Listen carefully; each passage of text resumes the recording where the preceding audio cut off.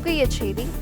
தொகுதி பங்கீடு தொடர்பாக திமுகவுடன் பிப்ரவரி 4 மார்க்சிஸ்ட் கம்யூனிஸ்ட் மதிமுக பேச்சுவார்த்தை நடைபெறும் என்ற தகவல் வெளியாகியிருக்கிறது. தொகுதி பங்கீடு தொடர்பாக திமுகவுடன் பிப்ரவரி 4 மார்க்சிஸ்ட் கம்யூனிஸ்ட் மதிமுக பேச்சுவார்த்தை நடைபெறும் என்ற தகவல் வெளியாகியிருக்கிறது. பிப்ரவரி 4 திமுகவுடன் மார்க்சிஸ்ட் மதிமுக பேச்சுவார்த்தை நடைபெறும் என்ற தகவல் வெளியாகியிருக்கிறது. விவரங்களை தருகிறார் நம்முடைய செய்தியாளர் வினீஷ் சரவணன். வினீஷ் சரவணன், வணக்கம். இது பற்றிய முழு தகவலை பதிவு பண்ணலாம்.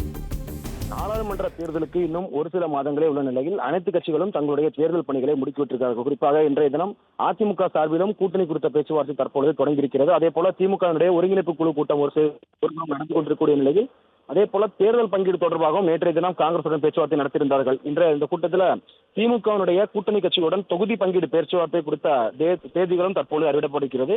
பிப்ரவரி 4 திமுக மார்க்சிஸ்ட் கம்யூனிஸ்ட் கட்சியுடனுடைய தொகுதி பங்கீடு பேச்சுவார்த்தை நடைபெற இருப்பதாகவும், குறிப்பாக அதே போல மதிமுக சார்பிலே தொகுதி பங்கீடு பேச்சுவார்த்தை பிப்ரவரி 4 மாலை நடைபெற இருப்பதாகவும் குறிப்பிடப்பட்டிருக்கிறது. கடந்த தேர்தலில் ஒரு தொகுதி மதிமுக ஒதுக்கப்பட்ட நிலையில் இந்த தேர்தலில் 2 தொகுதிகளை கோரிக்கை வைத்துள்ளதாகவும் குறிப்பிடப்பட்டிருக்கிறது. அதே போல மார்க்சிஸ்ட் கம்யூனிஸ்ட் கட்சியை பொறுத்தவரை கடந்த தேர்தலில் கோவை, மதுரை என 2 தொகுதிகள் ஒதுக்கப்பட்டிருந்தது.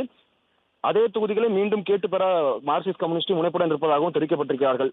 திமுகவுடன் இந்திய கம்யூனிஸ்ட் கட்சி குழு வருகிற 3 தொகுதி பங்கீடு குறித்த பேச்சுவார்த்தை நடத்தியிருக்கிறார்கள். இந்த குழுவில் சுப்ராயன் எம்பி, முன்னாள் எம்எல்ஏ பழனிசாமி, மாநில துணை செயலாளர் மு வீரபாண்டியன் இடம்பெற்றிருக்கிறார்கள்.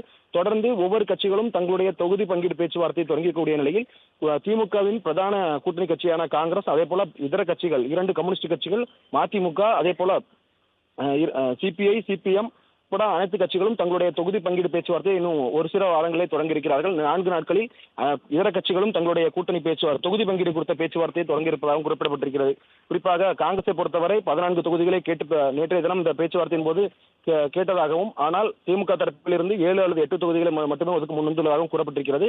அதே போல கடந்த தேர்தலில் 2019 நாடாளுமன்ற தேர்தலில் கோவை, மதுரை என 2 தொகுதிகளை மார்க்சிஸ்ட் கம்யூனிஸ்ட் கட்சி தேர்தலில் போட்டியிட்டு வென்றிருந்தார்கள். அதே தொகுதிதான் மீண்டும் தங்களுக்கு ஒதுக்க வேண்டும் என கோரிக்கை விட்டிருக்கிறார்கள். ஆனால் மக்கள் நீதி மய்யம் கட்சியை பொறுத்தவரை கோவை தொகுதியில் நாங்கள் போட்டியிட இருப்பதாக கமலஹாசன் அறிவித்திருந்தார்.